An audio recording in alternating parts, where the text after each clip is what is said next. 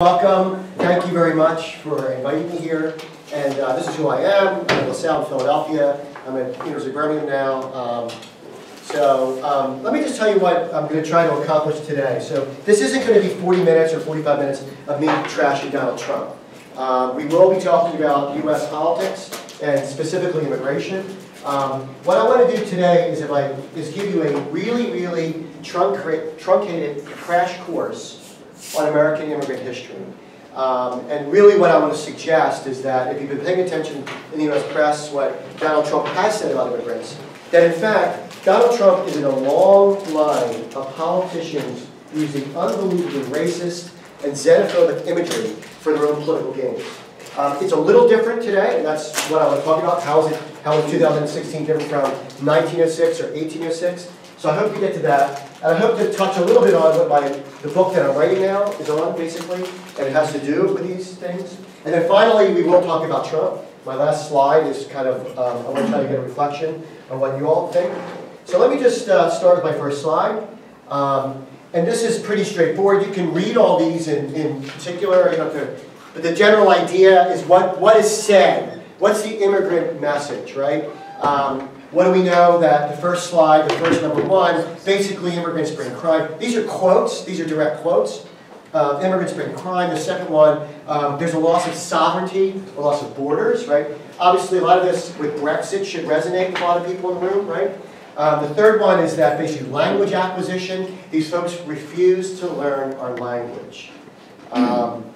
They are basically not investing, they are not assimilating into American culture. And finally, this is basically about religion equals culture, and certain religions are basically antithetical to what it means to be someone from the United States of America. So, I'm sorry. Little joke there, right? This third quote wasn't from Donald Trump, the other three were. The third one was from Benjamin Franklin in 1753. Benjamin Franklin felt that Germans were taking over the United States of America. And he tried to pass legislation to basically stop the flow. It didn't play out. But people were worried these Germans aren't basically assimilating, they're not learning the language, they're taking over the government. So this line, this storyline, has been basically a narrative in American history since at least this time. Right? So a xenophobic anti-immigrant line can be drawn from 1753 to Trump in 2006. This is the talk today. How have immigrants been depicted in the mass media for the last 150 years? And then what is unique about today? And I think that there are some things, at least in the U.S. context, that are quite unique. I'm going to talk about numeracy and its discontents. And a lot of the work that I do is on perception. In sociology, I'm sure there's Thomas theorem. If people believe it's real in its consequences. My daughters absolutely, positively believed in the Easter Bunny. They believed in Santa Claus. They believed in boogies under the bed. And it was real for them. They cried, they believed in Santa. You get the idea. And then finally, this is the work I'm doing on color blindness in the U.S. context. I'm going to talk about color blindness. I don't think this plays out the same way here in the UK. Color blindness is a huge deal in the United States. And color blindness simply, and I'll give you a definition that I've written later, but the idea is that how can we be racist in the United States? We have a black president who was elected twice. We have a black attorney general. We have, as they say, we have black faces in high places. There are Latinos in positions of prominence. Right? So a lot of people can look around and say, I don't want to hear about racism anymore, right? Why? And we'll get to this in a second. So I do need to start off with to historicize this, right? And I actually invested 9 pounds, and look what I got. I got a little point. So real fast, and there's a lot of things going on here, right? And you might say, what is this? Well, this is just a distribution of immigrant waves to the United States of America. And you can see it goes up, and it goes down, it goes up, and it goes down. What you need to understand is every rise and every dip, every peak and every valley, fundamentally means some mass panic about a group. And Congress responding by closing the borders, like we're doing now. We're building a wall, right? Because we're panicking. So each one of these, right, so as we see things go up, what happens? There's a panic, right? What happens here? The Chinese Exclusion Act happens in 1870. So every time we have a wave of immigrants come in, typically the native group, and it's often white, are the ones that panic. So real fast, right? From 1790 to 1800, right? And so if you know, again, I'm really compressing a lot of history. But in 1790, Our Constitution requires that we do a decennial census, count every person, so we can apportion people to the House of Representatives.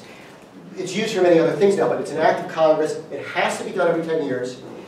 So in 1790, when they started, they made a condition about who would be countable, right? So who's countable, right? So the Nationality Act, so the first time we have now people counting people by some identity. So what did you need to be? You needed a free person of good moral character, right? So who was excluded? Well, you were ineligible, right? And again, what I'm talking here about nationality is citizenship. Who was excluded? Well, slaves, free blacks, Indians, Asians, indentured servants. Right? So think about who's excluded, right? And then if you were in a category that could be let in, it was 14 years to be eligible. Right? So this was a way to basically keep the color line very rigid. That's 1790.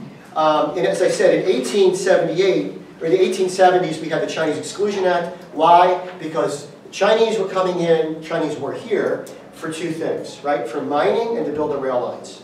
To do manifest destiny, right? To connect the Atlantic and the Pacific. It was Chinese labor on the West Coast that built the rail lines.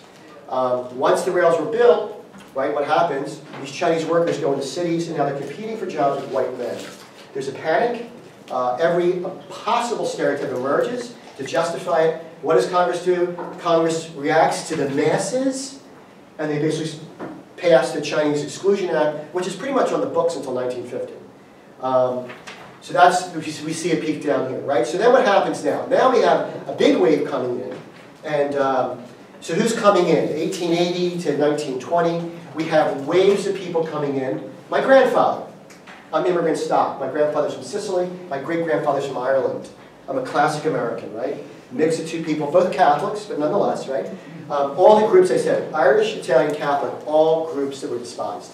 Every single one of them, right? So what happens? Well, we have now, and again, I'm really compressing stuff. What we have now is a wave. Who's coming in? Italians. We're having Eastern Europeans coming in, right? We're having Russian Jews, different from German Jews. German Jews were the first wave. These Jews were coming in. Who were they? For the most part, peasants. They were farmers, right? First wave of Jews were typically better educated. They had transferable skills. This is a group of people that either were in textiles or in farming. But then it doesn't matter.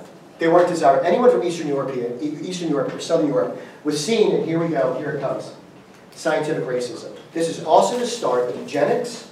This is the start of basically Binet, right, the IQ test, being used as a way to test people if they could be allowed in the country. And what we were doing, what Congress did, when they tested immigrants, guess what? They gave them an unbelievably biased cultural test. Southern Italians didn't do well, Eastern European Jews didn't do well, and so they were labeled, we were labeling ourselves as a nation becoming a nation of imbeciles. Right? So the act that happened in 1924, the Johnson-Reed Act, fundamentally closed the borders until 1965. Right? And because things happen. What happens? The Depression happens. Right? So that's all through the 30s. And then World War II happens. So the borders are effectively closed. But what I'm getting at is every peak and valley here means a group has come in, and the reason they came in, because we needed their labor. Like windows, right? You want people, when you need labor, you bring them in. When you don't want, you close the borders. So this in a nutshell. Now the other thing here is you got to know right here. Also between here and here, 50 million people came to the United States of America. You don't see it here. Between here, 2010 and 2016, add another 12 million. So 60+ million people coming to the United States of America since 1900. What happens here, right? This is it, we open the borders again. And very quickly what happened, it's the Johnson-Reed Act, I'm sorry, the Hart-Celler Act in 1965 opens the border in 1965. People now say it was a mistake. The reason they opened the borders again in 1965 was not because we wanted Africans to come here, or Asians, or people from Central and South America. It was meant to be a reunification act. So people that were Italian, or German, or Jewish, or Russian, or Polish could reach back and get their kin. Right? But the way that they wrote the law, it was open to everyone. Right? Unforeseen consequences, as they say. So that's why you see this giant rise here, right? So the difference between here and here, white Europeans, the difference here is overwhelmingly Central and South Americans, Asians, and increasingly Africans. And that's the difference between this wave here and this wave here. So you get a very, very quick sense of what's going on. And I mean very quick. Okay, so here are some of the themes that come up over and over again. They're taking over. Immigrants are I'm going to address each of these as an empirical fact at the end of the talk, because this is true in the UK as well. They're taking over. They're more likely to be involved in crime. They take jobs from people they want to assimilate. Right? Their religions are incompatible. This is more subjective, but this is the theme that has basically been part of the immigrant narrative since 1700 to now.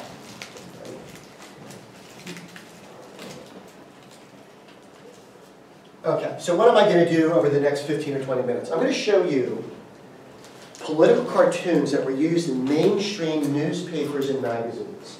So these weren't fringe right. These were like Thomas Nast, some of the best cartoonists in the country at the time. So if you were to open up, I guess what would be the equivalent here, the Mail. What's the Mail considered? Mainstream? I guess it is mainstream, right? It's read by. Is it the paper of record here? Do we consider it? Is it your New York Times? No. Okay. Oh, yeah, sorry, okay. Yes. So these were just in mainstream presses. That's all you really need to know. Now, what's important to know also is that at this particular time in American history, a lot of people couldn't read, right? But you can see an image. Right? You can see a cartoon, and even if you can't read the caption, you get the idea of what's going on there. Who's good, who's bad, who's desirable, who's not. So what I'm going to do is just I'm going to quickly, because I want to make sure we have time to talk.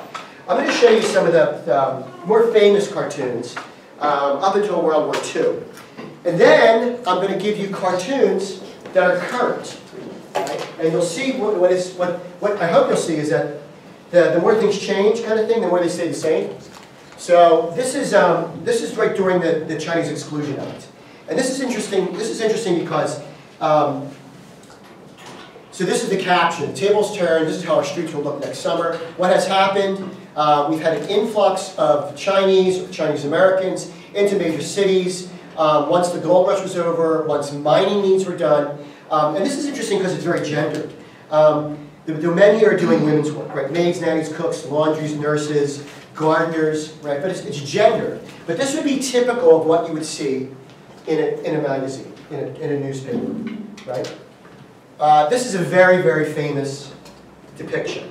So we have here, there's a lot going on here, right? So this is China, right? That's the Pacific. This is China. Their wall came down. They're crossing over. And of course, what's happening now, this is in 1882, which is the Chinese Exclusion Act.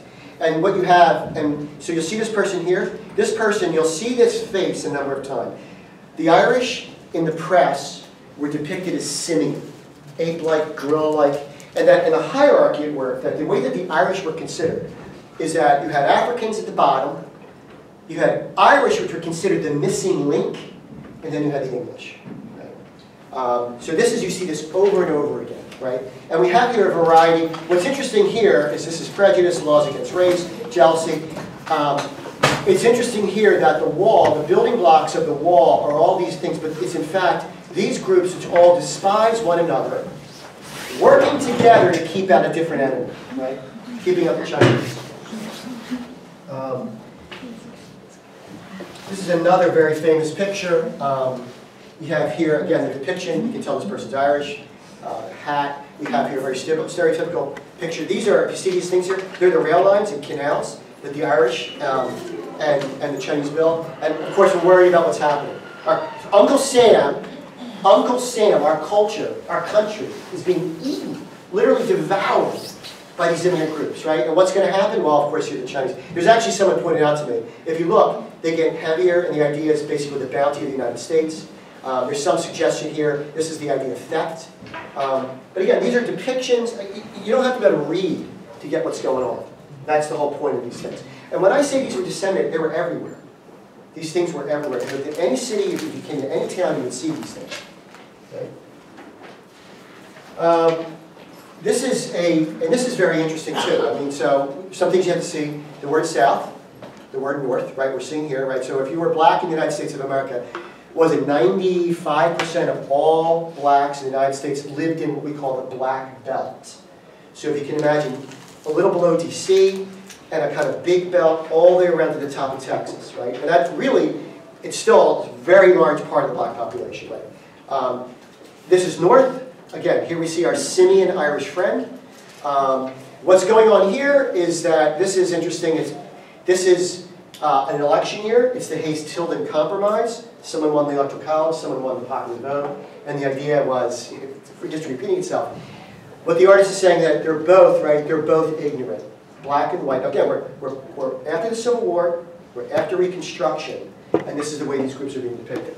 Realize also that not very long ago, the Irish engaged in the draft riots in New York City, where they lynched and killed blacks, free blacks in New York City. So there's been a history of antagonism.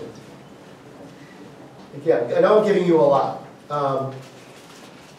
This is so this gets at, I like this triptych, right? So there's, what's important to notice in Chicago, St. Paul, New York Tribune, these are all mainstream newspapers. These aren't fringe newspapers, right? And every one of these is more or less basically talking about the new wave of Southern and Eastern Europeans that came to the United States. Who are they? They were anarchists. You'll see a lot of the pictures, like this is basically someone typically considered Jewish. What you have here, right? Italy, Russia, Australia, Germany, you have anarchy, nihilism, and the mafia. And this here you have literally, it's sewage. You're bringing sewage into the country. In a lot of literatures, they talk about basically the country becoming unpure, right? As you bring in these people. Purity is always an issue. Like women impurity, races impurity, right? Population of the United States is basically the waters of the United States are being basically diluted and filled with sewage. Uncle Sam is watching. We're going to see this person a lot. This is, you'll see here in the next 4 or 5 slides. You might know her by the name of a university. It's Columbia. Columbia is the female personification of liberty in the United States of America. And you're going to see her come up a bunch of times. What we have here basically is someone that is stereotypically Jewish. You can't read everything here, but it has anarchy. So what happened was that, in fact, there were anarchists in the United States of America. There was McKinley, the president, was assassinated by a Polish radical, and of course, the entire population were painted. Right? That's what happened. All right, this is a slide I love. Okay, this has got a ton going on. Okay, so all right. So where do we start? So now we are 1900. Tammany Hall, if you know about machine politics, in the United States of America, there are certain machines, right? The Democratic machine in a big city. Daley in New York, I'm from Philadelphia, Rizzo. Frank Rizzo reigns supreme in Philadelphia. It was done through ethnic networking, ethnic alliances, patronage. This is happening in New York at the time. And what's going on is that schools are asking, Catholic schools are asking for public funding. Right? All right, so let's look at some of the actors here. See our face here? That's an Irish person, right? This is a Catholic outfit. That's the mitre, but they're dressed as crocodiles. So these Irish Catholic crocodiles that are bishops are coming out of the water and they're eating Protestant children. Right? They're all eating Protestant children. This is a teacher who has a Bible here protecting Protestant children. Right? Our public schools here have been absolutely destroyed by this Catholic influence. And here we have our friend Lady Liberty, Columbia, brought to the gallows by Boss Tweed. Anytime you see a person with a hat like that, it means you work for Boss Tweed, who ran New York City. He ran all of New York City, right? So we have all the different elements here. Columbia, Boss Tweed, schools. And all we need is some kind of version of Tammany Hall being the Vatican. Oh, there it is. This is, in fact, Tammany Hall dressed up as the Vatican. And I was raised Catholic, I'm not that religious now, but to understand the way the Catholics were perceived in the United States, you were a pariah. The fact is, in the United States, there are 2 religions in particular, Jews and Catholics. If you're a Catholic, you can never be an American. And the reason you can never be American, because push comes to shove, you're going to align yourself with the Pope. Right? Go to war, you're not going to go against war with that. And if sooner or later, if the Pope says do something, or the President says, you're going to pick the Pope. Same with Jews. You can never be an American because you're a Zionist. This was the kind of xenophobic, nativistic language that was used constantly on these religious groups. And I would argue now that the way that Jews and anti-Semitism is still a big deal in the United States, but the way that Jews and Catholics were treated then is what's happening to Muslims now. That's the thing. This is about parallels. You like to think we learn, right, from our mistakes. We don't, because we have amnesia. In the United States of America, we do the same thing to every new group that comes over the border. Quite tragic. All right, this is again another our simian friend, right? All this was about unions were basically getting a stronghold in New York City. And of course, the corporations were against unions for all the obvious reasons. And the idea here was that this person, who's basically representing a union activity, has killed the golden goose. That is, corporation work. And the idea is that by joining a union, you're going to kill labor. There's a lot going on in here, but I don't want to get into the details. But you get the general sense. This was about a railroad strike, about anti-union, anti-communist.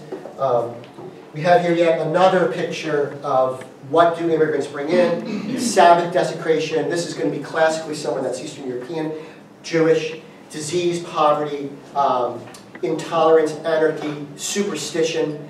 And this is part of it, is that Uncle Sam is powerless to let these people in. Okay. I just wanted to ask, isn't that what America did when they came over and took over from the Native Americans? Completely different.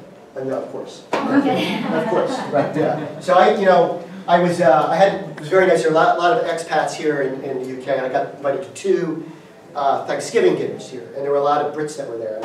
And like, oh, what's it about? I said, what's it about? We're celebrating genocide. I mean, no way to put it. You can forget about that part and think about family, which is always good, and eating too much, which can be good. But yeah, it's fundamentally that. There were 535 Native American tribes in the United States of America, and we slaughtered almost all of them. All of them. Right? That's the reality. Open borders, right? Here's the idea. Open borders stink. Uncle Sam's got to do something about it, right? And he always does, sooner or later, right? Another quick image here. This is the language of the day. This is basically, here again we have, this is not Colombia. This is the symbol for California. And this is, again, this is also during the concern about Chinese men taking the jobs, undercutting wages of white men, taking the bounty from the mouths of children. These cartoons came up constantly. And then here we start to get to now what I think is, right, I love this for a host of reasons. Okay, so this is what they did. They wanted to cut immigration, and they had to figure out a way to do it. And so what they did was they instituted a plan in the 1920s where it said you could only let in 3%. Let's just say there are 100,000 Italians in the United States of America, just to say, right? They said next year you can only let 3% of that population. But what they did was even smarter. They said, no, not last year. It's 3% of what your population was in 1890. Knowing that the population was very, very small, and then you could bring in 3% of 100,000 versus 3% of 10,000, right? You get the idea. It was very, very smart to use numbers as a way to keep people out. But when I was looking at this, what I thought was interesting is, what's another name for a gate? How about a wall? Right? It's a wall. Right? It's a political wall. It's not a physical wall, but in fact it's a wall. It's a barrier. Right? So we've always dealt with barriers. Now we're talking about Trump does what he wants, which he simply can't do. A 2,000-mile wall at the cost of $25 billion, and 7 years out it will cost another $25 billion to maintain it. In the meantime, the United States is broke. So the idea that we can do that, I think, is laughable. He's talking now about a fence. Okay? It's a little different.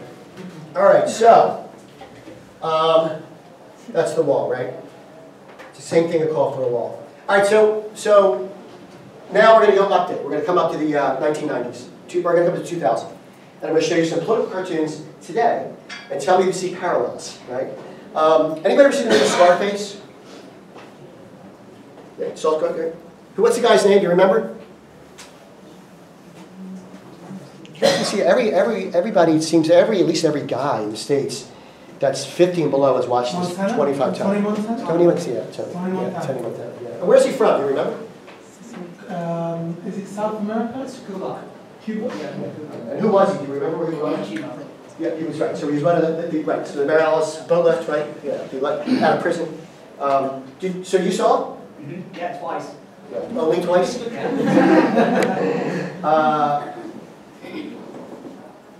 Do you know there was an original? No. You didn't know that? No. Same movie, same name. The movie's called Scarface. Right? Right? They're both Tony. One came out in 1993. One came out in 1932. Tony, in the original, right, he's a bad guy. He's a gangster. He gets involved in illicit activities. It's not cocaine, it's prohibition, right? Remember, in the United States of America from 1920 to 1933, it was illegal to manufacture and sell alcohol. That's how whack we are. He was Italian. It's the same movie, and all they did was basically pull out one immigrant group, that's a problem, and put in another. Same movie. It's Paul Muni is the actor. It's clearly not as graphic. This is a brutally graphic movie. But you get the idea. This is exactly the point. Right? All these images, all these stereotypes are almost interchangeable. What we called Italians 100 years ago, we're calling Latinos now. Just completely interchangeable. All right, this is a, I mean, pretty ugly. I mean, this is a very ugly. Do you guys do Dora the Explorer here? Is this popular here with children? Yeah. Only with people of a certain age. Which may not be this. Only the people with young children know. Yeah, I don't like. Yeah, I'm not buying this stuff for myself, right? I have daughters, right? So they go through all this stuff. That's why I said Thank you. don't know what you're Yeah. talking about. This is about this pedophilia, right? Okay. So, right. So this is a brutal cartoon. This is Dora the Explorer, and Dora the Explorer is, and she's kind of interesting because she's bicultural. So she was really, in many ways, she was an important character for little kids to see a girl who's smart, who's adventurous, who can speak Spanish and English. She was really, in many ways, she broke a mold that, you know, and she was like a good kid. You know, she was like curious and you know, but this Dora the Explorer was taken and basically spun around. So we have every stereotype of incoming Latinas in the United States of America. She's a welfare cheat. She's drinking. She is pregnant, of course, because all Latinas are pregnant. This is, you know, and again, this is the kind of thing that you would see. You'd see these things all the time. Some kind of inversion of an image to basically use stereotypes. She smokes. This could be a gang affiliation. You know, and again, you know, the thing is also that this comes up about, you know, she's pregnant. Well, you know, the fact is, yes. So I just think, doesn't anchor baby, just because I think students in the room, doesn't it mean that you'll give birth in the States? I'm so sorry. You know, because that phrase doesn't really exist in a parallel. No, thank you, and I should have looked. Yeah, so anchor baby. So in its most extreme version of an anchor baby, I am 9 months pregnant, and I'm at the Rio Grande, right? And I'm going to make sure that I cross the Rio Grande just before my water breaks, because once my water breaks and my baby's born in the United States, that baby is a citizen, right? And now I have rights. That baby has rights. So the idea is that it'll extend it on to that, which it doesn't. Right? It actually, in fact, for that baby to petition to have their parent become citizens, she or he has to become 18, and then the parents have to go back to the country and apply. This is the idea that anchor babies drive immigration is nonsense, but it plays really well. Yeah, so thank you. Yeah, that's why I have it up there. The anchor baby, pretty nasty stuff.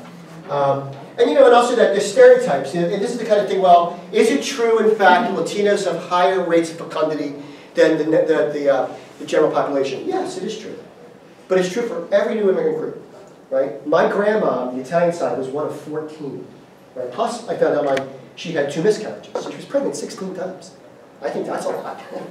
The Irish side, my uncle, one of 7, right? So in my own lifetime, my grandparents had big families. I have 2 daughters. Right? They went 14 to 3 to me with 2. And almost every group, they're here longer, and of course it's education. The more education you have, the less likely, you actually just wait to have kids. That's what it comes down to.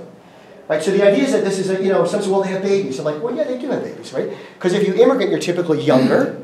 Also, we're talking about a population that is disproportionately Catholic, right? So birth control may not be part of the issue, right? So the idea is that there's a play on stereotypes that gets really ugly. All right, moving along, so I want to make sure we have time to chat. Here we have, again, just another image. Put my pointer down. So this is what the United States says, but in fact, this is what we do. We, in fact, give mixed messages, right? And of course, they're dying for people. Get out, here are the maps, right? And the fact is that NAFTA did some real damage economically to Mexico. It literally collapsed their corn production. And you know, the idea is that if you're in rural Mexico, the fact is that it's a traditional economy, was completely destabilized. So people did in fact come to the United States, right? So there was, again, the pushes and pulls. But again, this is again blaming the United States though. right? We have Mexico, and then of course we have New Mexico, and then we have now New Mexico. What of course is comical, if you look at an old map, it's not that old, 1840, right? Watch this line. That was all Mexico. Right? Remember, we took land from Mexico, right? So the fact is, if you were Mexican, and you had a hacienda, and you had a large spread of land, and you had cows, and it was a working farm, and it was your land, with the stroke of a pen, you lost all that. All that. You had no legal rights to the land, no legal rights to the property on your land, nothing.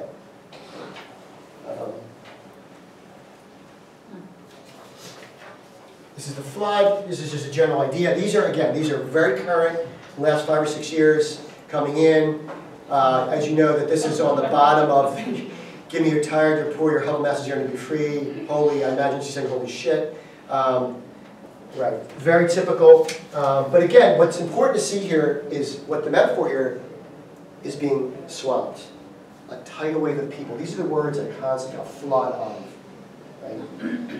Words get used quite a lot like that. This is an interesting cartoon, and for a host of reasons. Right, so this is a reflection of NAFTA, right? Jobs have moved south. But think about who this guy is, right? He's a white guy, he's blue collar, he's working class, he's carrying a lunch pail, right? So manual work, he's a worker, 40 plus. In many ways, this is thought to be the typical Donald Trump supporter, right? That this is a man that has basically seen, and we can get to Trump, but I give you one why this guy's up here. The Donald Trump supporter that we hear in the news really isn't that accurate. The average Donald Trump supporter does live in a deep suburb or a rural community. It's overwhelmingly white. But they typically make more money than the average American. The average American household family income is about $51,000 a year. They do a little better than that. A lot of them own their own homes. Right? They have some little money in a bucket for retirement, so they're really not poor. But here's what they have in common. They live in areas where they look left, they look right, and they see their children and their grandchildren and their nieces and nephews completely out of any chance of living the American dream. Because where they live, the economies have collapsed. If it's coal, if it's steel, if it's manufacturing. The jobs that got you there, or dad or your grandparents there, that allows you to get there, they are gone for your children. I mean, now that we have exit data, this is what really happened. People looking, saying, you know what? Someone screwed up the American dream for my children. Who was it? Well, it was in fact Wall Street, quite honestly. There's no question about it. And it was in fact like political elites, like Hillary, like that whole crowd of folks. I have no love for Hillary. Right? But this is the guy, right? In many ways, this is the person that's supposed to represent that. Another one, I'm drowning, right? Lady Liberty is drowning. And this is a big deal in the United States of America. Donald Trump is going to have to address this simple issue. There are 11.3 million people in the United States of America that are undocumented. Some of them have quasi-legal status, some do not. What does one do? Right? And the idea is that, now if you look at Americans, most Americans, I think 73% of Americans, believe that they should stay. It would mean going house to house, grabbing people. Right? First off, they said it would take like 12,000 additional law enforcement people to do it. And then a whole string of new courts would have to be basically constructed to deal with immigration. So it can't happen financially. I think it's $15,000 per immigrant to kick them out of the country. Right? It's just because you have rights. It's called rights. You have civil rights. Right? Citizen or not, it's civil rights. Right? Where's the flag? Where is my old flag? In the trash. Right? And then, of course, we have, this came up really in the 90s. This is actually from the 2000s, but you get the idea here is that all this, and this is, of course, Colombia, right? What's happened? Colombia means cocaine, of course, in the United States, right? And, of course, it's blamed on Central and South America, bringing crime and drugs to the United States of America. Moving on here, this is actually, this slide is very interesting to me. I don't know if you know who this person is, but this person was basically the Boston bomber. There were two young men that put their backpacks, they were basically pressure cookers, right? Filled them with explosives and shrapnel. Horrific. When I say that people were maimed, people's legs were blown, it was horrible. I mean, I get goosebumps thinking about it, just disgusting. And these were young men, they were radicalized at some point. But the reason I put this up, this is the trifecta. And I don't want to pick on Trump that much. But all three of these things work together for a narrative. Political correctness means that you don't want to offend anyone. You're scared to tell people how it is. I think political correctness is a lie. It becomes really, I think, the way I see political correctness, one says maybe it's not political correctness, and then they go into a string of stereotypes, or say things that are factually untrue, right? But they come together about welfare, immigration, all these things basically, all these things work together, and really to the detriment of white men. So much of what I'm talking about basically really is about white men feeling victimized, which I'll get to in a minute, right? It's hard being a white guy in the United States now. They're taking over. The gays are taking over. The women are taking over. The Muslims are taking over. This is the perception that a lot of men have. Okay? And I'll show you some numbers on that in a second. Okay, I'm really trying to get through this because this is even more recent, right? We have here, there's a whole debate here that President Obama would not say the word radical Islam. This is basically what's happening, is that in the name of political correctness, that's the Obama symbol, right? You're killing our liberties. Right? These are very typical. This is very specific. We're talking here about basically lowered standard of living. We're talking about the middle class going away. She's a waitress. I got my hours cut. He's some kind of custodial worker, maybe a police officer, maybe a hired cop. She got laid off. This is a very specific visa. These are for people with specialized skills. If you can write code, if you're a neurosurgeon. So the idea, of course, but he's Japanese, or he's Asian. That's the assumption here, right? And that's the kind of worry, right? These folks are taking American jobs. All right, so real fast, I want to go through perceptions of group size, and I'm going to do this fast. So I want to make sure we have time to talk.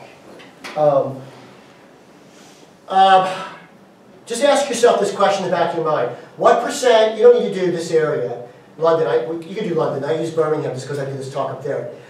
What percent, I want you to answer this, think in your mind right now, what percent of the United States is foreign born, what percent of the UK is foreign born, what percent of, if you want to say Birmingham or London, right? So, right, what do people think, right? In the United States, people think it's 38%. So when you ask in Gallup polls, right, people think in Philadelphia it's 42%, right, foreign born, my city. People think in the UK it's 31%. Birmingham, this is an estimate based on my interviews. What's the actual numbers, right? In the United States it's 12%. Right? So if you're in the United States, you're triple counting the foreign born population. When you walk into a room, you think every third person is born somewhere else. Yeah. All right, well, it works. Right, so Philly is 13%.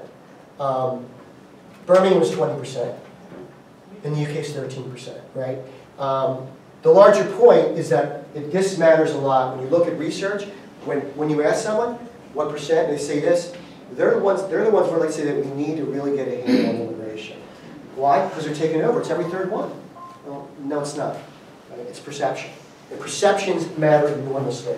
Again, right? I just want to move through these. Okay, so let's just go through. These are fact and fiction, right? They cost too much. Immigrants cost too much. What percent? 62%. A majority say that they're overusing social welfare. In fact, they pay more in every conceivable way. You probably know all this stuff. The fact is that immigrants are a very good investment, put it simply, right? What else do you do? They're criminal. They're damn criminal, right? Well, what do we know? They cause more crime. Most Americans think that's true. The safest neighborhoods, bar none in the United States to live, are immigrant neighborhoods. They are less likely to commit crime than the general population, right? They came here for a reason. They're getting out of Syria. They don't want to go back to Honduras where there's unbelievable gang violence, right? They want to keep their nose clean. They want to be hardworking, and it's self-selected. They choose to be here, right? Language acquisition, this is the same thing. Immigrants won't learn the language. In fact, it's just not true. 2 generations in, most kids that are from Central and South America don't even speak Spanish. It's gone, right? All right, wages and employment, again, what do we know? The absolute best data out there, and I can just summarize this for you, right? that overall immigrants are a net plus to the economy except for one small slice. And the small slice is number 2. So these are native-born populations that didn't complete high school. Otherwise, in every other conceivable way, again, this is not subjective. This is the best. This is an unbelievably apolitical group going through all the data saying, this is it. Immigrants are a net plus. And this is true for the UK. Right? I mean, what would happen to London if every immigrant, what would happen up in the Midlands to the strawberries and the apples? They'd be riot. Right? So you get the idea. All right, so, but here's my point. If you mistakenly believe immigrants are considered a near majority, are prone to criminal behavior, refuse to assimilate, take our jobs, how might this shape your view? I know what I would do. I would vote out. I'd vote out of Brexit, and I would vote for Trump. People basically come to an understanding of their world, often based on very faulty information. Right? Unless, of course, you're a sociologist. All right. So, real fast, this is, again, polling data. If you were a Trump supporter, these are the things that you would want to do. Right? This is just polling data. You want to ban their entry, you want to build a wall, you're more likely, and you want to deport.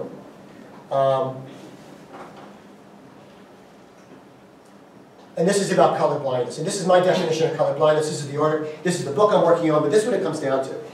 It's easy to say these things if you believe the playing field is level. If you're black, if you're brown, if you're gay, if you're a woman. The fact is everyone has equal opportunity. Right? If you believe that, right? If you believe that, then you can say whatever you want about groups. Hey man, that's not racist, I'm just saying like it is. You're an equal, I'm an equal. Right? So color blindness basically is when you believe the playing field is level and now that race is nothing more than a cultural marker. The food you eat, how you wear your hair, what you listen to. It has nothing to do with structural inequality. It has, more importantly, nothing to do with mobility. Where you start and finish is really neoliberalism at large. It's up to you. If you fail, it's your own fault, because there are no longer barriers. Right? The institutional barrier, the Jim Crow of the day is gone. Right? Okay, so I don't, again, this is just, I'm going to go through all these real fast. Every single one of these indicator, this is what white America thinks. White America believes that it's just as equal getting a job. Civil rights did everything we needed to do, but please treat black people the same way. We don't need laws to basically enforce civil rights. The country gives blacks and whites equal rights. This is, to me, just kills me. Right? 80% of black children have a good chance as white children in the community get a college, to get a good education. My daughters are in an affluent school that's half a mile from the city line. It's night and day. My daughters have a water polo, they have Japanese, they have everything. Literally half a mile over here in Philadelphia proper, they've cut music, art, gym. There's no nurse in the facility. The kids are not reading up to grade. And it's a way that property taxes, it's all about money. Right? It's how we distribute in the United States. How good your school is based on your zip code. I don't know if Cashman's are the same way here, but it is brutal in the United States. And then you have to be able to pay that. A starter home in my neighborhood now is $600,000 a year.